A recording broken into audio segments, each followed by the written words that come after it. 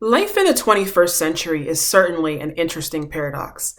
On one hand, we live with incredible benefits built upon decades, centuries, millennia of advancement, of breakthroughs, and we know more about our world than ever before. But life in the 21st century is anything but a cakewalk. It has very unique challenges and obstacles that really have been unforeseen by anyone who could have predicted our time ahead of us. Hi, my name is Keisha Dent. I'm a certified mindset hypnotist and the author of Life Change Now. And today I want to talk about life in the 21st century and natural ways to feel better. Now, of course, I am not a psychiatrist. I'm not a licensed counselor. I'm not a doctor. And I'm coming from the perspective of both a certified hypnotist and just a random woman who is in the 21st century. As a random woman who only knows adult life in the 21st century, okay? And I wanted to talk about my perspective, what's natural changes that have worked for me, that have worked for clients, and also a really, really interesting book as well that I read that I thought is phenomenal. And I want to share what I see there as well. So, welcome to the 21st century. There's a lot happening. Not all of it good, but not all of it horrible either. Just like any other time in our world. It's full of lots of uncertainty. It's full of crazy things happening.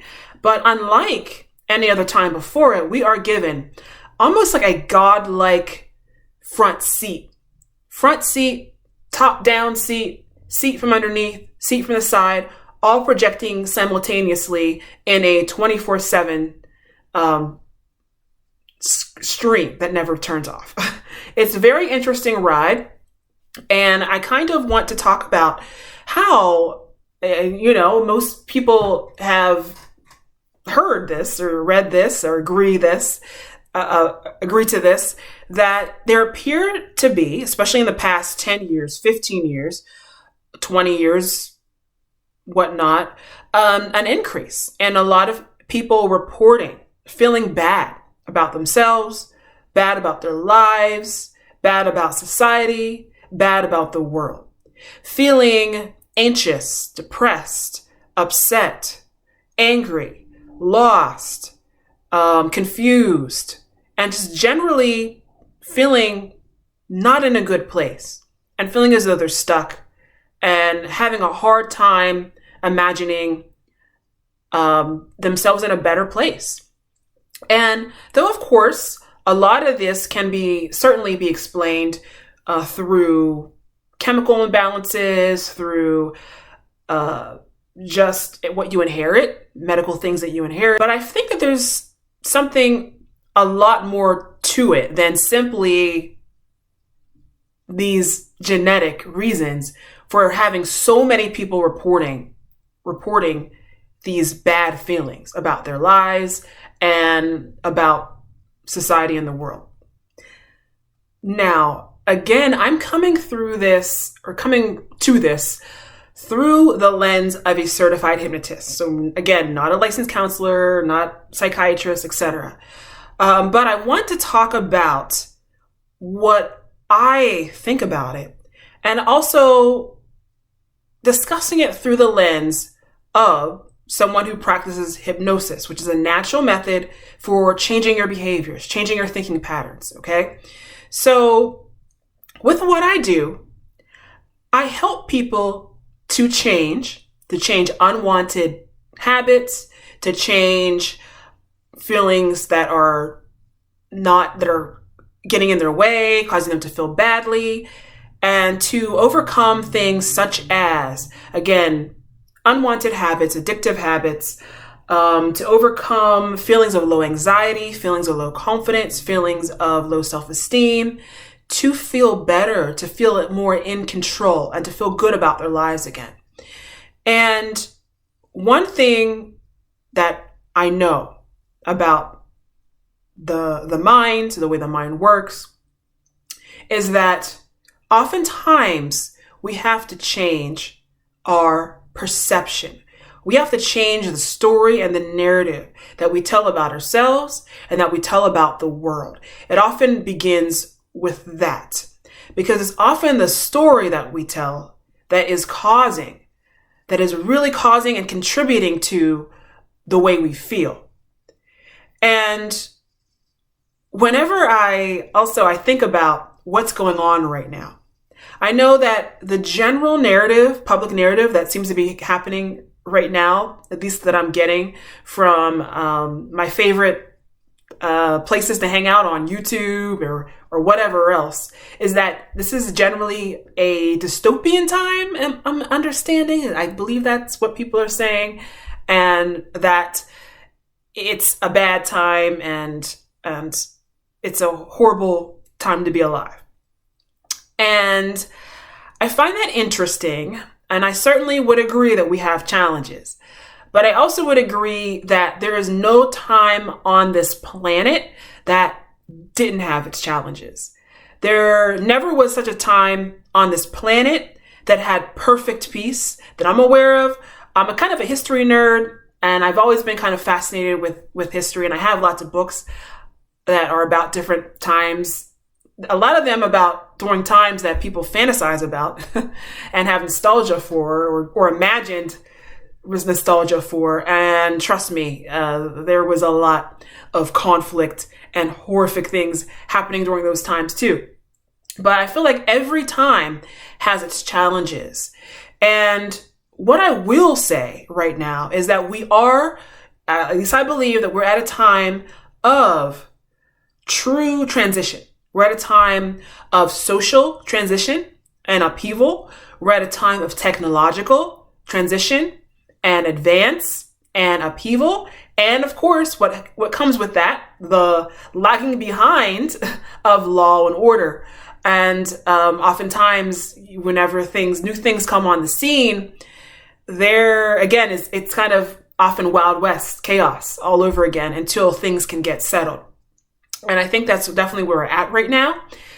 And what I know as a hypnotist, as someone who is a bit of an expert in change, I know that change is very scary, very stressful, and really causes a lot of anxiety and distress in all animals, including human beings. I even would say that we as humans are more comfortable with the idea of change than we are with the process of change in the act of change. And the reason for this is, the short answer is because of the primitive part of our brains that want us to hold on to the way things are, even if in many cases, the way things are actually not as good as where we're going. So all I do is I want to bring that up because if we are holding on to a narrative and a story that this world is effed up, it's a horrible time to be alive, that it's a terrible time, that we'd rather be in the year 1980 or 1950 or wherever, but instead of here, then that really is going to make it hard to be happy here. And I'll tell you, no matter what your personal beliefs are regarding the existence of an afterlife or reincarnation, there's only now. If you are an atheist, you know that there's only now. This is it. This is your life. This is your world. If you are someone who's spiritual, you may believe that there is another phase, as I do, but I still don't have proof. I know that there's only now. There is only here. I only have proof of this life. And my world, okay, Keisha Dent, will only exist as an adult in the 21st century. And that's just going to be it. So I think it's very important that the first step is you must make peace and learn to accept with where you are now. The more you are at odds and the story that you're running is that you're at odds with your world, your time, the harder it's going to be for you to find happiness in your world and your time. I just wanted to talk about that because it kind of is an underlying factor for feeling better. Okay? You didn't ask for when you would be born or where you would be born, who you would be born to. It just happened. This is where you find yourself. And this is your world. It's your world. And I think it's really important to begin to look at the good, the beauty, the joy, the opportunities that are here around us, because they exist too, along with the challenges and the scary stuff. No matter when you would be born, there's going to be scary stuff. Every time has its unique challenges and its unique experiences and obstacles. And this time is no different. And I feel like it's very important to start there. Start with accepting.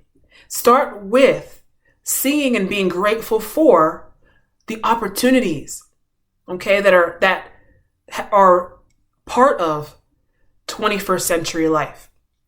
Okay, I personally think that there are a lot worse times that we could be experiencing in the past. And I'm glad to be here where I am. Even with all the stuff that still needs to be sorted out, I'm glad to be where I am.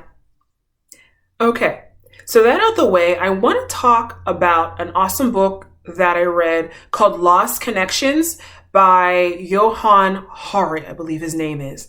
And he was someone who suffered from depression for quite a while. And this book is all about modern lifestyles, modern choices that are becoming increasingly common, and the correlation between that and depression and the rising rates of depression in the modern world. And I kind of want to talk about, number one, that's an excellent book. Please read it. Please read it. If it has an audiobook, I think there was probably an audiobook. Check that out. If you don't like reading, whatever. But I feel like it's a really important read, especially if you are struggling with depression. And especially if you are looking for natural ways to feel better. So this video has kind of gone long enough. I'm going to continue in a part 2. We're going to talk about the things that have come up in Johann Hari's book, as well as things that are really central to the work that I do as a certified hypnotist that can help you feel better. Things that need to be addressed, that you need to be aware of, that could be happening in your everyday habits that you're living throughout your life, and just things to ask yourself, to check in with yourself, to really be conscious of and aware of, and to know that oftentimes even small tweaks and changes in these parts of our lives can have huge benefits in how we feel. So we're going to go into all of these ways in the next video. And until then, if you're curious as to how hypnosis can help you to feel better, how hypnosis can help you to change unwanted habits, to overcome things such as low confidence, anxiety, feeling bad about yourself, feeling as though you're purposeless in your life, then please check out my website, www.newworldhypnosis.com. And there you can find resources as well as a way to sign up and get a free consultation to get all of your questions answered and to know how hypnosis can help you. So that's it for this video. We're going to continue on in the next video. And remember always, in order to change your life, you must first change yourself. Thank you so much, and we'll see you next time. See ya.